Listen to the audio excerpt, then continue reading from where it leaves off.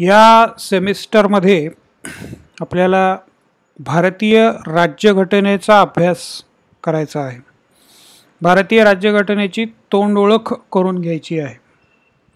मागच्या काही लेक्चर्समध्ये आपण घटना म्हणजे काय, लिखित घटना, अलिखित घटना किंवा ताठर घटना, लवचिक राज्यघटना, मोठी छोटी, अमेरिकेची घटना, ब्रिटनची घटना, भारताची घटना, घटना समिती, संविधान नावाचं सिरियल, या सगळ्या गोष्टी पाहिल्या. आपल्या एकूण 4 चॅप्टर्सपैकी पहिला जो चॅप्टर आहे त्याच्यामध्ये 3 भाग आहेत. त्यातला पहिला असा आहे की भारतीय राज्यघटनेची निर्मिती कशी झाली त्याचा थोडक्यात इतिहास. तो इतिहास आपण लेक्चर्समध्ये पाहिला आहे. आणि संविधान नावाची जी सिरियल आहे, 10 पार्ट्स आहेत, जवळपास कमीत कमी 10 तास तुम्हाला ते बघायला लागतील. तर ते यूट्यूबवरती आहेत, आपल्या ग्रुपवरती लिंक आहे, पेजवरती लिंक आहे. तर ती लिंक उघडून ते 10 भाग पूर्ण मन लावून पहा, त्याच्या नोट्स काढा. हा पहिला मुद्दा. दुसरा जो भाग आहे त्याच्यातला तो सरनामा, त्याच्याविषयी एक पूर्ण लेक्चर मी घेतलं आहे. सरनाम्यातला एक एक शब्द, हे 74-75 शब्द फक्त त्याच्यामध्ये आहेत, पण त्या एक एक शब्दाला वजन आहे. तर त्याचं वर्णन मी त्या भागामध्ये केलं आहे. तर तो मागचा व्हिडिओ पण काढून पहा, भारतीय राज्यघटनेचा सरनामा. त्याच्यानंतर तिसरा भाग आहे तो भारतीय राज्यघटनेची वैशिष्ट्य. आता एक प्रकारे सगळी घटना आपल्याला आपल्या इंटरनेटच्या भाषेत बोलायचं तर थोडक्यात ब्राउज करायची आहे. आता याच्यात बरेच मुद्दे येतील. हा खूप मोठा भाग होणार आहे. हा एकत्र मी तयार करतो आणि यूट्यूबवर टाकतो. परंतु तुम्हाला 2 भागांमध्ये बघायचं असेल तरी बघू शकता, सलग एक बघायचा आहे तर बघू शकता. फक्त एवढंच करा की प्रत्येक मुद्दा जो इथे सांगितला आहे तो नाही समजला तर त्यातला शब्द अडलेला काढायचा, तो इंटरनेटवर सर्च करायचं किंवा ग्रुपवर माहिती विचारायची. तो शब्द पूर्ण कळल्यानंतरच पुढे जायचं. या पद्धतीने तो भाग पहा. सिनेमा पाहणं किंवा कादंबरी वाचणं आणि समाजशास्त्रासंबंधाचं काहीतरी पाहणं किंवा वाचणं, याच्यामध्ये हाच मूलभूत फरक आहे. सिनेमा तुम्ही सहज 3 तास ओळीने पाहू शकता, लिंक तुम्हाला लागत जाते. तसं समाजशास्त्राचं नाही आहे. त्याच्यातले कन्सेप्ट्स असतात, संकल्पना असतात. ती संकल्पना पहिली समजली तर पुढचं समजेल, मग त्याच्या पुढचं समजेल. जर पहिलीच संकल्पना तुम्हाला समजली नाही तर मग पुढे तुम्हाला कंटाळवाणं होत जाईल आणि काय चाललंय, काय बोलतायत ते काहीच कळणार नाही. हे तुमचा त्याच्याशी काही संबंध राहणार नाही. त्यामुळे ही काळजी घ्या. आता सुरुवातीलाच इथे तुम्हाला एक पुस्तकाचं कव्हर दिसतंय. दुर्गादास बासू, भारतीय राज्यघटनेवर लिहिणारे महान लेखक. Introduction to the constitution of India. 24वी एडिशन आहे या पुस्तकाची. म्हणजे 2019 पर्यंतचं सगळं याच्यामध्ये कव्हर केलं आहे. आणि ही मोठी परंपरा या पुस्तकाला आहे. हे पुस्तक वाचायला लागल्यानंतर समजतं की त्याच्यामध्ये किती सहज सोप्या भाषेमध्ये किती घटनेची चांगल्यात चांगली ओळख करून दिलेली आहे. तर हे दुर्गादास बासूचं पुस्तक, तुम्ही इंग्रजी माध्यमाचे असा किंवा मराठी माध्यमाचे असा, हे पुस्तक तुमच्याजवळ एक ठेवलं पाहिजे. भारतीय राज्यघटनेची कायमची चांगली ओळख तुम्हाला करून घ्यायची असेल तर हे पुस्तक, याची नव्यातली नवीन एडिशन जी आहे, सहसा ते दरवर्षी एक एडिशन काढतात, तर ती नवीन एडिशन सगळ्यातली ती विकत घ्यायची.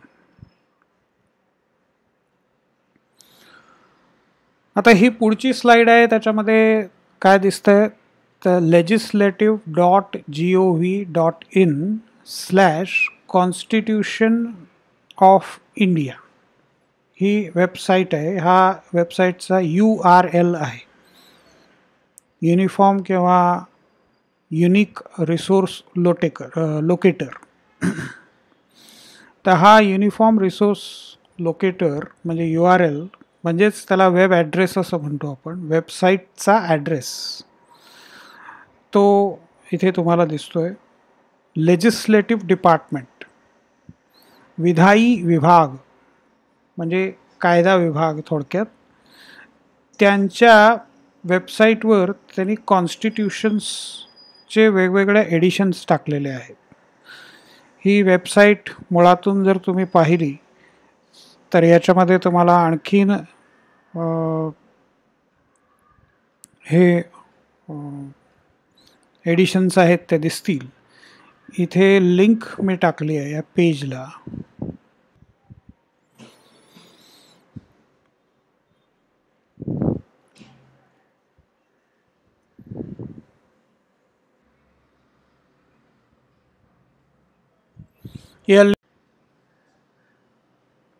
ही वेबसाईट पहा, याच्यावरनं कॉन्स्टिट्यूशन डाउनलोड करून घ्या, तुमच्या मोबाईलमध्ये सुद्धा स्टोअर करू शकता आणि सहज केव्हाही रेफर करू शकता, वाचू शकता. इंग्रजी आणि मराठी आवृत्तीसुद्धा अवेलेबल आहे, त्यामुळे दोन्ही तुम्ही बघू शकता.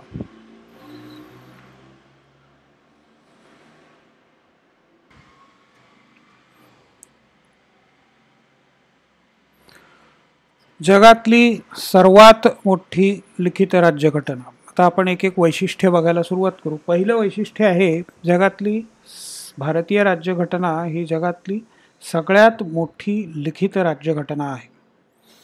त्याच्यामध्ये 395 कलमं आहेत. मराठी भाषांतर जे अधिकृत घटनेचं आहे त्याच्यामध्ये अनुच्छेद असा शब्द वापरला, तर तुम्ही दोन्ही शब्द वापरू शकता, कलम किंवा अनुच्छेद. इंग्लिशमध्ये दोन्हीला मिळून आर्टिकल असा शब्द वापरतात.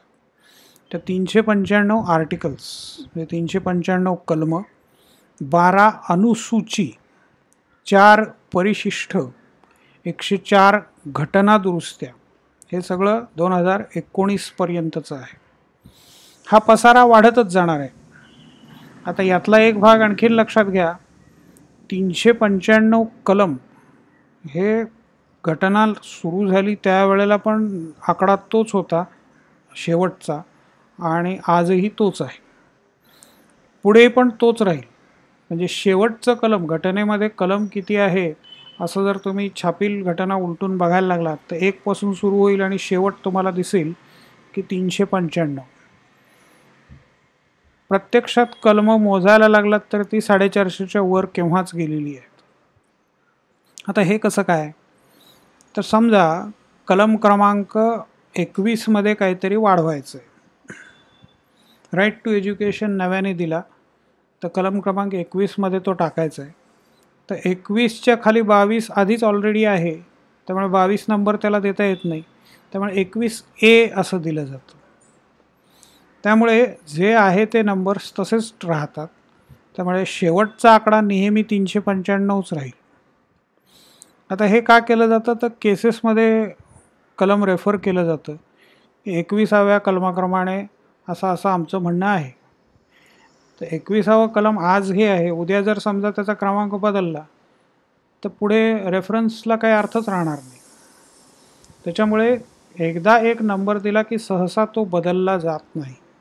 काही वेळेला अगदी अपवादात्मक स्थितीमध्ये असं होतं की एखादं कलम डिलीट केलं जातं आणि मग नंतर पुन्हा त्याच कलमामध्ये दुसरं काहीतरी सब्जेक्ट मॅटर टाकलं जातं. तर तिथे तुम्ही रेफर करावं लागतं की 1970 सालापासूनच्या या कलमाप्रमाणे असं तुम्हाला म्हणावं लागतं. तर बाकी कॉम्प्लिकेशन्स सोडून द्या, मुद्दा एवढाच लक्षात ठेवा की 1 ते 395 ही कलमं आहेत. नवीन कलम ॲड करायचं असेल तर 21च्या पुढे 21A, 21B, 360मध्ये ॲड करायचं असेल तर 360A, B, C, D, झेडपर्यंत जाईल. मग परत AB पासून सुरू होईल, मग AB, AC, AD असे पण नंबर्स दिले जातील. मग ते अनलिमिटेड आहे. म्हणजे जितकी वाढ करायची गरज असेल तेवढा विस्तार घटनेचा केला जाऊ शकतो. तर 395 पासून ऑलरेडी आपण 450च्या वर झालेलो आहोत. 12 अनुसूची आहेत, 4 परिशिष्ट आहेत, 104 घटना दुरुस्त्या झालेल्या आहेत, अगदी हे सगळं केव्हापर्यंतचं आहे तर 2019पर्यंतचं. 42वी, 43वी आणि 44वी घटनादुरुस्ती ही सर्वात मोठ्या घटनादुरुस्त्या आहेत. घटनादुरुस्ती म्हणजे काय तेही आपण मागच्या एका लेक्चरमध्ये पाहिलं.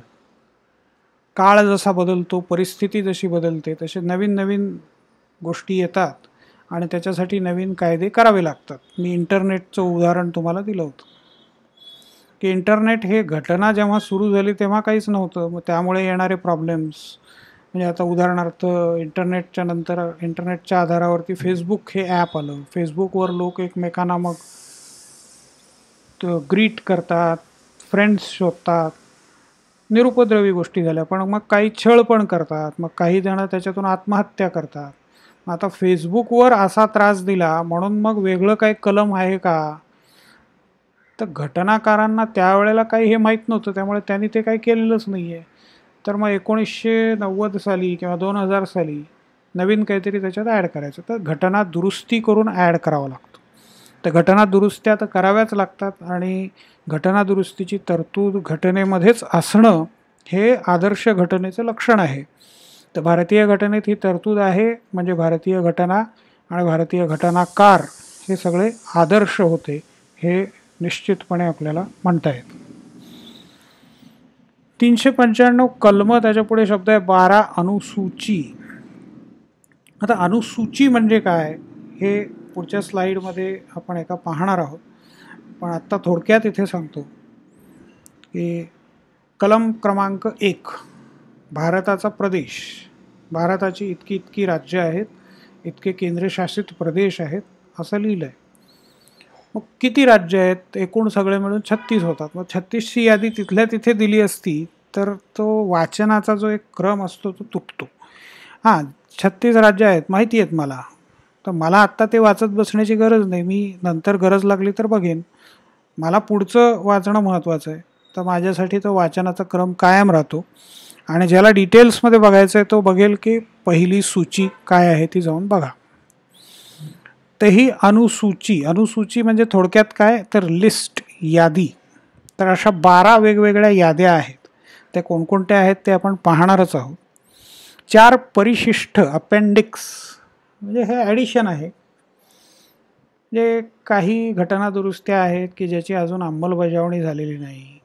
काही घटना दुरुस्त्या इतक्या महत्त्वाच्या आहेत की ते विस्ताराने याच्यात समाविष्ट करणं गरजेचं होतं. म्हणजे बांगलादेशबरोबर झालेला मोठा करार 2015मध्ये, तर तो एका परिशिष्टामध्ये समाविष्ट केलेला आहे. तुम्ही प्रत्यक्ष घटना बघा, म्हणजे परिशिष्ट काय आहेत ते तुमचं तुम्हाला कळेल. 104 घटना दुरुस्त्या काय झाल्या आहेत जरा इंटरनेटवर सर्च देऊन बघा कशा कशामध्ये दुरुस्त्या केल्या गेल्या. आता सुरुवातीला मतदानाचं वय 21 होतं, ते 21वरून 18वरती केलं. अशा बऱ्याच घटना दुरुस्त्या झालेल्या दिसतात.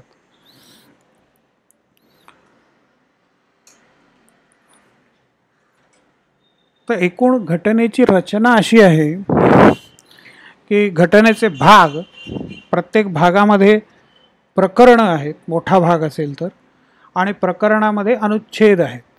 अनुच्छेद म्हणजे कलम. तर एकूण 22 भाग आहेत. प्रत्येक भागामध्ये गरज लागेल तसं प्रकरण, काही भागामध्ये प्रकरण नसेलही. आणि मग प्रत्येक प्रकरणामध्ये अनुच्छेद आणि अनुच्छेदामध्ये वर्णन केलेलं असतं. अनुसूची म्हणजे काय हे आपण पाहिलं. आता पुढच्या स्लाईडकडे आपण जाऊ. हे मी उदाहरण म्हणून देतो आहे. शेवटचं आर्टिकल घटनेमधलं 395, म्हणजे इथे आपल्या घटनेचा कलमांचा शेवट होतो, अनुच्छेदांचा शेवट होतो. त्याच्यानंतर सुरू होतात ते अनुसूची. भारतीय राज्यघटनेचे 22 भाग आहेत असं आपण मगाशी पाहिलं. आता हे 22 भाग कोणते कोणते आहेत? तर पहिल्या भागामध्ये भारताच्या प्रदेशाचं वर्णन आहे. भारताची 36 राज्य आणि केंद्रशासित प्रदेश असे मिळून 36 विभाग होतात. 36 प्रशासकीय विभाग म्हणायचे. त्याच्यामध्ये परत जिल्हे आहेत, तालुके आहेत, खेडी आहेत, वस्त्या आहेत, वाड्या आहेत, असं सगळी रचना भारताची सगळी आहे. तर भारताच्या प्रदेशाचे वर्णन म्हणजे घटक राज्य आणि केंद्रशासित प्रदेशांची यादी आहे. त्याच्यानंतर दुसऱ्या भागामध्ये नागरिकत्व, कोणाला नागरिकत्व मिळेल. आता भारत पाकिस्तानची फाळणी झाली, त्याच्यामुळे काही प्रश्न निर्माण झाले. मग एक डेट ठरवली गेली की या डेटपर्यंत भारतात आलेल्या सगळ्यांना भारताचा नागरिक मानलं जाईल. कारण पाकिस्तानमधून लोंढे लोकांचे भारतात आले किंवा नंतर बांगलादेशमधून येत राहिले बराच काळ, 1971पर्यंत अजूनही चालू आहे. तर यांना कोणाला नागरिकत्व द्यायचं, कोणाला द्यायचं नाही, तर हे नागरिकत्वासंबंधीचे नियम इथे सगळे आहेत. तिसऱ्या भागामध्ये आहे मूलभूत हक्क, समानतेचा हक्क, स्वातंत्र्याचा हक्क, शोषणाविरुद्धचा हक्क, धर्मस्वातंत्र्याचा हक्क, शैक्षणिक आणि सांस्कृतिक हक्क, घटनात्मक उपायांचा हक्क, असे वेगवेगळे मूलभूत हक्क दिलेले आहेत. तर त्याचं वर्णन याच्यामध्ये आहे.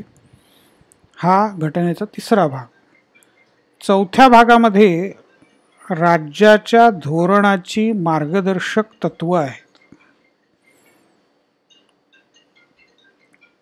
राज्याचं धोरण कसं असावं त्याच्या संबंधाने काही मार्गदर्शक तत्व आहेत. आयर्लंडच्या घटनेवरून ही बाब आपण घेतलेली आहे. त्याचा सविस्तर अभ्यास परत एका वेगळ्या चॅप्टरमध्ये आपल्याला करायचाच आहे. 4 मध्ये आहे ते मूलभूत कर्तव्य. ही 42व्या घटनादुरुस्तीने ही ॲडिशन केली गेलेली आहे. हे नव्याने घटनेमध्ये समाविष्ट झालं. सोव्हिएट रशियाच्या घटनेतून आपण हे घेतलं. ध्वजाचा मान राखा, राष्ट्रगीताचा मान राखा, राष्ट्राने तुम्हाला केव्हाही मदतीसाठी तुमच्या आवाहन केलं. आव्हान आणि आवाहन याच्यामध्ये फरक आहे. आव्हान म्हणजे चॅलेंज आणि आवाहन म्हणजे आमंत्रण, इन्व्हिटेशन. तर राज्याने तुम्हाला कधी सांगितलं तुमच्या मदतीची राष्ट्राला गरज भासली तर तुम्ही लगेच तत्परतेने ती मदत द्यायला तयार असलं पाहिजे. ही मूलभूत कर्तव्य झाली. संघराज्य 5व्या भागामध्ये संघराज्य म्हणजे केंद्र सरकार ज्याला आपण म्हणतो. तर केंद्र सरकारमध्ये कार्यकारी अधिकारी कोण आहे, कायदे मंडळ कसं आहे, न्याय मंडळ कसं आहे, ही रचना सगळी 5व्या भागामध्ये दिली आहे. 6व्या भागामध्ये राज्याच्या पातळीवरती ही रचना कशी आहे शासनाची. राज्यपाल, मुख्यमंत्री, विधिमंडळ, विधानसभा, विधान परिषद, हायकोर्ट, त्याच्यानंतर जिल्हा परिषदा, पंचायत व्यवस्था, सहकारी संस्था, ह्या सगळ्यांचं वर्णन राज्य या भागामध्ये आहे. 7वा भाग जो आहे तो गाळलेला आहे. काही राज्य अशी होती की जी मूळ घटनेमध्ये समाविष्ट केलेली होती. उदाहरणार्थ हैदराबाद असेल, राजस्थान असेल किंवा मद्रासमधली काही संस्थानिकांची राज्य असतील, संस्थानं असतील. त्या संस्थानांना पार्ट बी स्टेट्स असं म्हटलं जायचं. तर हे पार्ट बी स्टेट्स सगळी आत्ताच्या घटक राज्यांमध्ये विलीन करून घेण्यात आली. त्याच्यामुळे याच्याबद्दल काही विशेष तरतूद करण्याची गरज राहिली नाही.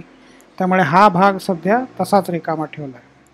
मगाशी मी सांगितलं तसं एखादा भाग रद्द झाला तर त्याचा क्रम नाही बदलला जात. 7वा भाग फक्त एवढंच लिहून ठेवलं आहे की हा रिपील्ड म्हणजे निरसित केला. मराठी शब्द आणखीन अवघड आहे म्हणून मी ते लिहिला नाही. निरसित याचा अर्थ काढून टाकला, थोडक्यात डिलीट केला आपल्या भाषेमध्ये सोप्या. त्याच्यानंतर 8वा जो भाग आहे तो केंद्रशासित प्रदेशांसंबंधी आहे. त्याला संघराज्य क्षेत्रे असं घटनेचं ऑफिशियल मराठी भाषांतर आहे. संघराज्य क्षेत्र म्हणजे कोणती कोणती आहेत आता. तर नव्याने तयार झालेली आत्ताची जम्मू काश्मीर आणि लडाख, त्याच्यानंतर पंजाब आणि हरियाणाची राजधानी असलेलं चंदीगड, लक्षद्वीप, अंदमान निकोबार, पॉंडिचेरी, दीव, दमण आणि दादरा नगर हवेली, आता ह्या सगळ्याचं मिळून एकच केंद्रशासित प्रदेश करण्यात आलेला आहे. त्याच्यानंतर दिल्ली, असे एकूण 8 केंद्रशासित प्रदेश भारतामध्ये आहेत. 9वा भाग जो आहे तो पंचायतींविषयी आहे. त्यातला 9A पुन्हा नव्याने ॲड केलेला नगरपालिकांसाठी आणि 9B सहकारी संस्थांसाठी आहे. 10वा आहे तो अनुसूचित क्षेत्रे आणि जनजाती क्षेत्रे. आसाम, मेघालय, मिझोराम, नॉर्थ ईस्टकडचे जे काही राज्य आहेत, ईशान्येकडची किंवा उत्तर पूर्वेकडची म्हणता येतील, या राज्यांमध्ये काही अतिशय मागास भाग आहे, तर त्यांचं विशेष अशी सूची तयार करण्यात आलेली आहे. शेड्यूल्ड एरियाज किंवा अनुसूचित क्षेत्र असं त्याला म्हणतात. आणि जनजाती म्हणजे आदिवासी, तर जनजाती क्षेत्र जिथे जिथे आदिवासी संख्या मोठी आहे ते एक वेगळं क्षेत्र करून त्याच्यासाठी वेगळे नियम केले आहेत, ते घटनेमध्ये नोंदवलेले आहेत. म्हणजे आदिवासी किंवा मागास वर्गाच्या विकासासाठी किंवा त्यांचं संरक्षण व्हावं याच्यासाठी घटनाकार किती जागरूक होते हे यावरून दिसतं. म्हणजे मागास विभाग आणि मागास जमाती या दोघांसाठी पण विशेष तरतुदी केलेल्या आहेत. त्याच्यानंतर 11वा विभाग आहे तो संघराज्य आणि राज्ये यामधील संबंध, केंद्र सरकार आणि राज्य सरकार यांच्यामधील संबंधांचं वर्णन. तर याच्या संबंधाने एक सूची पण आहे वेगळी, ती सूची आपण पाहणार नंतर, की ज्याच्यामध्ये दोन्ही सरकारच्या कामांचं विभाजन केलं आहे.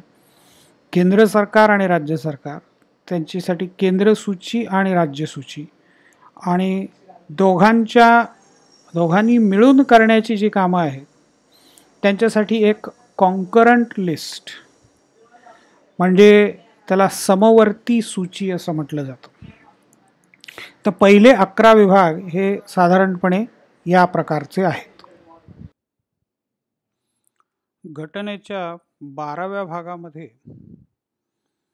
वित्त व्यवस्था, मालमत्ता, संविदा म्हणजे कॉन्ट्रॅक्ट्स आणि दावे याच्या संबंधी चर्चा आहे. वित्त व्यवस्था, मालमत्ता ही राज्य आणि केंद्र किंवा राज्य शासन आणि केंद्र शासन यांच्या संदर्भात आहे. या भागातला मुख्य तरतूद म्हणजे 280 नंबरचं जे कलम आहे त्याच्यामध्ये फायनान्स कमिशन, वित्त आयोगासंबंधी तरतूद करण्यात आली आहे. फायनान्स कमिशन दर 10 वर्षांनी संघटित केलं जातं आणि हे कमिशन राज्यांमध्ये आणि केंद्रामध्ये संपत्तीचं वाटप कसं करायचं, कर लागू कोणी करायचे, ते गोळा कोणी करायचे आणि त्याचा विनियोग कोणी करायचा. आता हे तुम्ही अगदी शाळेत असताना नागरिकशास्त्रामध्ये पण शिकला असाल की काही कर असे आहेत की जे केंद्र सरकार लागू करतं, राज्य गोळा करतात आणि त्याचा वापर करतात. काही ठिकाणी केंद्र सरकारच ते कर लागू करतं, तेच गोळा करतं आणि तेच वापर करतं. वापर करताना अर्थात काही भाग राज्यांना देतं. आता हे डिटेल्स आपण जेव्हा फायनान्स संबंधाने विचार करू त्यावेळेला आपण पाहूया याच्यामध्ये. तर याच्यात आणखीनही काही तरतुदी आहेत. कन्सॉलिडेटेड फंड ऑफ इंडिया, संचित निधी असं म्हणतात भारताचा. सर्व पैसे, सर्व मार्गांनी भारत सरकारला मिळणारे पैसे हे एकत्रित केले जातात हे या कन्सॉलिडेटेड फंड ऑफ इंडियामध्ये. मग तिथून हे पैसे made from and charge upon अशा 2 प्रकारे वापरले जातात. चार्ज अपॉन याचा अर्थ त्याचा खर्च करताना चर्चा केली जात नाही. उदाहरणार्थ न्यायव्यवस्थेवर होणारा खर्च, जजेसच्या पगारासंबंधी होणारा खर्च, ही फक्त बिलं मांडली जातात आणि ते पास होतात, त्यावर संसदेला चर्चा करता येत नाही. संसद आणि न्यायालय यांच्यामधलं स्वातंत्र्य अबाधित ठेवण्यासाठी ही विशेष तरतूद करण्यात आलेली आहे. त्याच्यानंतर या भागातला आणखीन एक महत्त्वाचा मुद्दा आहे तो आर्टिकल नंबर 300A. 1978मध्ये 44व्या घटनादुरुस्तीने हे कलम घटनेमध्ये सामील केलं गेलं. आता याचा अर्थ काय? राईट टू प्रॉपर्टी 300A मध्ये राईट टू प्रॉपर्टी आहे, संपत्तीचा हक्क आहे.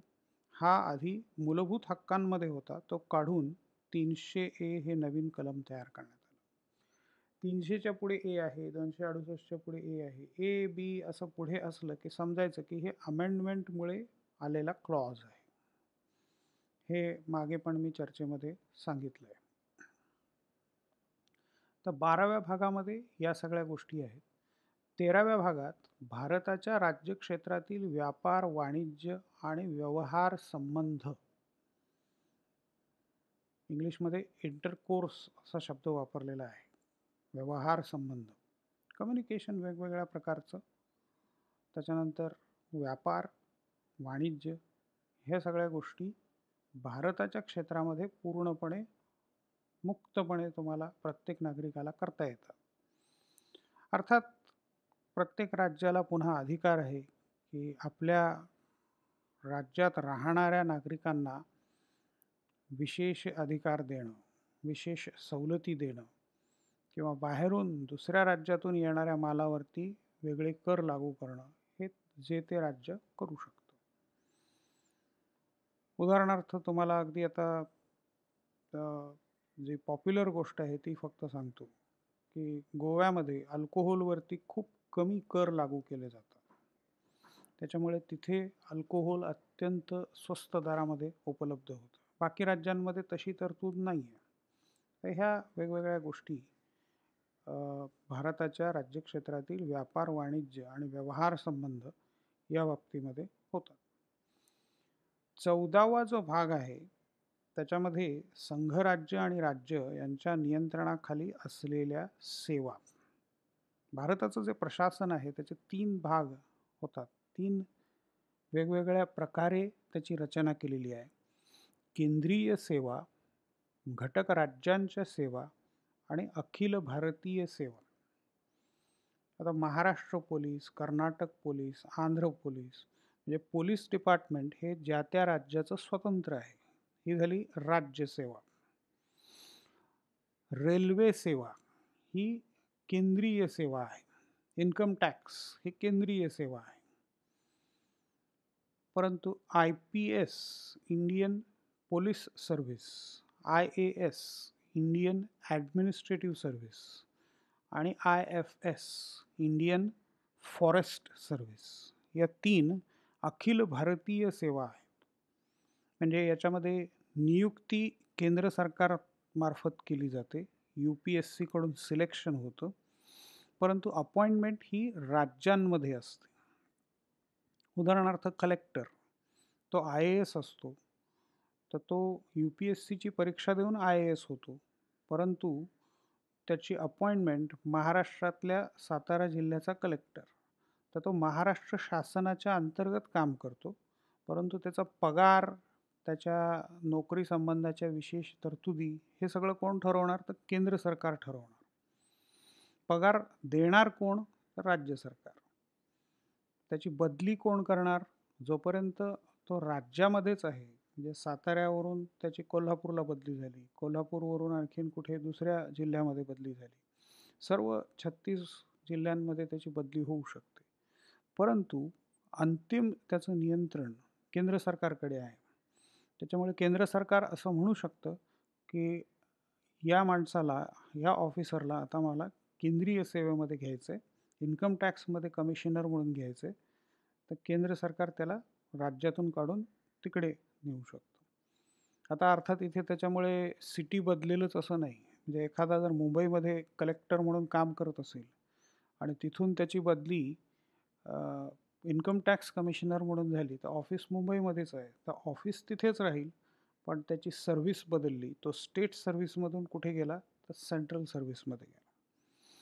तर IAS, IPS आणि IFS, Indian administrative service, Indian police service आणि इंडियन फॉरेन सर्व्हिस, या 3 अखिल भारतीय सेवा आहेत. आणि यातले अधिकारी केंद्र आणि राज्य दोन्हीकडे काम करतात. डॉक्टर बाबासाहेब आंबेडकरांना ही तरतूद, म्हणजे विशेष तरतूद त्यांनीच सुचवलेली आहे. तर ही त्यांना विशेष आवडत होती. त्याचं ते पुष्कळ प्रमोशन करायचे. भारताची एकात्मता टिकवणं, अखंडता टिकवणं याच्यासाठी अखिल भारतीय सेवा अत्यंत उपयुक्त आहे, असं डॉक्टर बाबासाहेब आंबेडकरांचं म्हणणं होतं. त्यांच्या म्हणण्याप्रमाणे जर एखादा अधिकारी अखिल भारतीय सेवेमध्ये आहे तर त्याची दृष्टी व्यापक होते. तो महाराष्ट्रातून IAS म्हणून निवडला गेला. पुढे त्याची नियुक्ती पंजाबमध्ये झाली, तिथून तो आसामला गेला, तिथून तो बिहारला गेला. परत जेव्हा महाराष्ट्रात येईल त्यावेळेला त्याची दृष्टी अखिल भारतीय झालेली असेल. भारताचे प्रश्न काय आहेत, त्या संदर्भात महाराष्ट्राचे प्रश्न काय असतील, हा विचार तो करायला लागतो. व्यापक विचार तो करायला लागतो. केवळ संकुचित, मी, माझा महाराष्ट्र, माझी मराठी, असा संकुचित विचार त्याच्या डोक्यामध्ये राहत नाही. आणि याच्यामुळे भारताच्या एकात्मतेला, अखंडतेला बळ मिळतं, असं आंबेडकरांचं म्हणणं होतं. तर या 14व्या भागामध्ये या सगळ्या सेवांविषयी, त्याच्यानंतर पब्लिक सर्व्हिस कमिशन्स, लोकसेवा आयोग, मग त्याच्यामध्ये राज्य लोकसेवा आयोग आणि केंद्रीय लोकसेवा आयोग. महाराष्ट्राच्या बाबतीत बोलायचं तर महाराष्ट्र पब्लिक सर्व्हिस कमिशन आणि केंद्राच्या बाबतीमध्ये UPSC. प्रत्येक राज्याचा स्वतःचा सेवा आयोग, लोकसेवा आयोग आहे. लोकसेवा आयोग काय करतात तर त्या राज्याच्या आणि केंद्राच्या सरकारी सेवांमध्ये भरती करण्याचं काम करतात. नोकर भरती.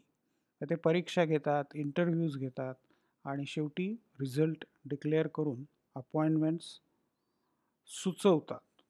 मग सरकार सहसा त्या स्वीकारतं. तर हा झाला 14वा भाग. याच्यामध्ये आणखीन एक गोष्ट आहे जी नंतर त्याच्यामध्ये ॲड केली गेलेली आहे, ॲडमिनिस्ट्रेटिव्ह ट्रायब्युनल्स. म्हणजे ही प्रशासकीय लवाद न्यायालय असं म्हणतो आपण. म्हणजे एखाद्याला त्याच्या बदली संबंधाने, प्रमोशन संबंधाने किंवा इतर कोणत्याही तरतुदी संबंधाने, सेवेसंबंधी प्रशासकीय काही अडचण असेल, काही प्रॉब्लेम वाटत असेल, काही अन्याय होतोय असं वाटत असेल, चुकीचं होतंय असं वाटत असेल, तर थेट न्यायालयात न जाता पहिली पायरी म्हणून तो प्रशासकीय लवादासमोर जाऊ शकतो. म्हणजे तिथे त्याच भागातले किंवा इतर भागातले ज्येष्ठ अधिकारी, प्रशासकीय अधिकारी किंवा काही काही वेळेला रिटायर्ड सुद्धा असू शकतात, काही जजेस सुद्धा त्याच्यामध्ये असू शकतात.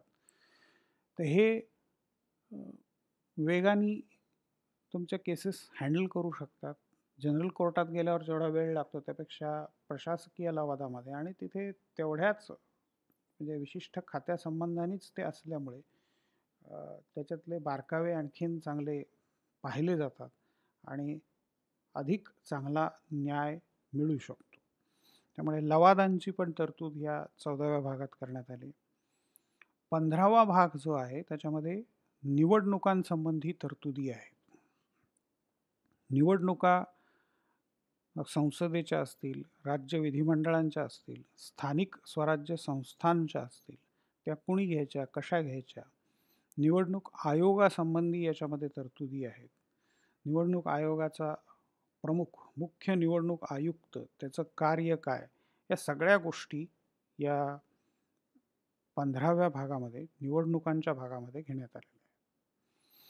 त्याच्यानंतर 16वा जो भाग आहे तो विविक्षित वर्गांसंबंधी विशेष तरतुदी, स्पेशल प्रोव्हिजन्स. आता याच्यामध्ये काही गाजलेली किंवा काही ज्याला म्हणतो आपण वादग्रस्त अशा तरतुदी पण त्याच्यामध्ये आहेत. Reservations in parliament, state assemblies, reservations for scheduled caste and scheduled tribes, Anglo Indian community. 334 कलम आहे. त्या कलमानुसार आत्तापर्यंत जे रिझर्वेशन दिलं गेलं आहे, आरक्षण ज्याला म्हणतो आपण, संसदेमधलं आरक्षण अनुसूचित जाती आणि जमातींसाठी, तसंच राज्यांच्या विधिमंडळांमधलं आरक्षण अनुसूचित जाती आणि जमातींसाठी. आणखीन एक कम्युनिटी आहे, अँग्लो इंडियन कम्युनिटी. आता हे अँग्लो इंडियन कम्युनिटी म्हणजे कोण? तर भारतामध्ये ब्रिटिश आले, ते इथे स्थिर झाले, 150च्या पेक्षा जास्त वर्ष त्याने आपल्यावरती राज्य केलं. त्यावेळेला ब्रिटनमधून आलेल्या अधिकाऱ्यांचा, मग त्या मोठ्या प्रमाणावर ते पुरुष होते, तर त्यांचा इथल्या स्त्रियांशी विवाह झाला. मग इथल्या स्त्रीनी स्वतःचा धर्म बदलला. ही जी कम्युनिटी आहे त्याला अँग्लो इंडियन कम्युनिटी. मग त्यांची जी संतती आहे किंवा त्यांच्या पुढच्या पिढ्या, तर ते स्वतःला अजूनही अँग्लो इंडियन, बहुतेक सगळे हे ख्रिश्चन्स आहेत. तर ह्या अँग्लो इंडियन कम्युनिटी खूप छोटी आहे. घटनेच्या सुरुवातीला असं म्हटलेलं होतं की यांना लोकसभा आणि राज्याच्या विधिमंडळांमध्ये जर योग्य प्रतिनिधित्व मिळालं नाही तर यांचे काही सदस्य नियुक्त करावेत. 2 सदस्य देशाच्या पातळीवर आणि प्रत्येक राज्याच्या पातळीवर 1 सदस्य. तर 334 जे आर्टिकल आहे याच्यामध्ये बदल करून 104, घटना दुरुस्ती क्रमांक 104 2019ची आहे, जी 25 जानेवारी 2020 पासून लागू झाली. तर त्याच्यामध्ये हे जे तरतूद आहे ती आता काढून टाकण्यात आली. ती घटना दुरुस्ती आहे, त्याच्याप्रमाणे जी केलेली तरतूद आहे ती सुद्धा वाचण्यासारखी आहे. म्हणजे कुठेही स्पष्टपणे असं म्हटलेलं नाही आहे की ही तरतूद काढून टाकण्यात आलेली आहे. तर ॲग्रेसिव्ह भाषा न वापरता कायदेशीर भाषा कशी वापरली जाते त्याचं एक उत्तम उदाहरण म्हणजे हे 334 आर्टिकल आहे. तर या आर्टिकलमध्ये शेड्यूल्ड कास्ट आणि ट्राईब्स, अनुसूचित जाती आणि जमाती यांच्यासाठीचं जे आरक्षण आहे ते 80 वर्षांनी वाढवण्यात आलं. 70च्या ऐवजी 80. 70 म्हणजे 50 साली घटना सुरू झाली, तिथपासून 70 म्हणजे 2020. तर 2020 पर्यंत ही तरतूद होती, ती आता 2030 पर्यंत गेली. परंतु दुसऱ्या कलमामध्ये बी असं लिहिलं आहे की अँग्लो इंडियन कम्युनिटीसाठीची जी तरतूद आहे ती 70 वर्षापर्यंतच असेल. म्हणजे ती 80 केलेली नाही आहे. याचा अर्थ काय होतो की ही 2020 नंतर तरतूद संपणार आहे. 70 वर्ष पूर्ण झाल्यानंतर ही तरतूद संपणार. 25 पासून लागू 25 जानेवारी, याचा अर्थ 26 जानेवारीला 70 वर्ष पूर्ण झाली. म्हणजेच अँग्लो इंडियन कम्युनिटीला मिळणारी जे आरक्षण आहे ते आता रद्द झालेलं दिसतं. तर हे आर्टिकल आपण दुसऱ्या एका व्हिडिओमध्ये वेगळं पाहूया आणि त्याच्यातली भाषा आणि सगळ्या इंटरेस्टिंग अशा तरतुदी त्या आपण एका व्हिडिओमध्ये स्वतंत्रपणे पाहूया. त्याच्यानंतर या भागामध्ये अनुसूचित जाती, अनुसूचित जमाती आणि इतर मागासवर्ग यांच्यासाठीच्या राष्ट्रीय आयोगांची पण तरतूद आहे. हे राष्ट्रीय आयोग स्थापन करण्यात आले. स्वातंत्र्य मिळाल्यापासून इतर मागासवर्ग म्हणजे कोण याच्यासाठी काही आयोग स्थापन झाले. त्याच्यामध्ये काकासाहेब कालेलकर कमिशन, त्याच्यानंतर अत्यंत गाजलेला म्हणजे मंडल आयोग. या मंडल आयोगाविषयी पण एक स्वतंत्र व्हिडिओ आपण करूया. मंडल आयोग त्याने भारताचं राजकारण बऱ्याच अंशी बदललं. तर ते खूप इंटरेस्टिंग गोष्टी आहेत, त्याही आपण स्वतंत्रपणे पाहूया. तर ह्या नॅशनल कमिशन्स विषयीच्या तरतुदी या भागामध्ये आहेत. त्याच्यानंतर आर्टिकल नंबर 363 किंवा मराठीमध्ये क असं त्याचं भाषांतर केलं जातं. च्या ऐवजी क. क पासून आपण क, ख, ग, घ म्हणतो त्याप्रमाणे क. 363 क. तर 27व्या घटना दुरुस्तीने प्रिव्ही पर्सेस म्हणजे जे पूर्वीचे संस्थानिक होते, त्या संस्थानिकांना त्यांची संस्थानं खालसा केली. त्यांची संस्थानं भारत सरकारने नंतर विलीन पण केली. पण ब्रिटिशांनी त्यांना काही तनखा दिलेला होता. त्याला प्रिव्ही पर्स असं म्हणतात, की तुमचं संस्थान आहे ते चालवण्यासाठी हे पैसे. तर हा जो तनखा होता, काही लाखांमध्ये तो असायचा, काही कोटींमध्ये तो असायचा, आकारमानाप्रमाणे आहे. जसं संस्थान मोठं तसा तनखा मोठा. तर हा तनखा भारत सरकारने पण चालू ठेवला होता. पण 27व्या घटना दुरुस्तीने 1971 मध्ये हा तनखा काढून टाकण्यात आला. त्याच्यानंतर आर्टिकल नंबर 366 मध्ये काही व्याख्या दिलेल्या आहेत. संपूर्ण घटनेमध्ये जे जे काही शब्द वापरले आहेत, त्या शब्दांचा नेमका, त्या संकल्पनांचा नेमका अर्थ काय होतो हे सांगण्याचा प्रयत्न तिथे केला आहे. शेवटचं जे आर्टिकल आहे 395 नंबरचं, त्याच्यामध्ये इंडियन इंडिपेंडन्स ॲक्ट 1947 आणि गव्हर्नमेंट ऑफ इंडिया ॲक्ट 1935 1947चा भारत सरकारचा भारतीय स्वातंत्र्याचा कायदा ब्रिटिशांनी केलेला आणि 1935चा भारत सरकारचा कायदा, ज्याच्या आधारावर भारताचं प्रशासन चाललेलं होतं 1947 पर्यंत. ते दोन्ही कायदे रद्द केले गेले आहेत आणि मग त्याच्या जागीच ही घटना लागू झाली. तर हे झाले घटनेचे 2 भाग, म्हणजे घटनेचे सर्व 22च्या 22 भाग. 2 स्लाइड्समध्ये आपण याचं वर्णन पाहिलं. आता याच्यानंतर अनुसूची ज्या आहेत त्याचा विचार पुढच्या स्लाइडमध्ये आपल्याला करायचा आहे.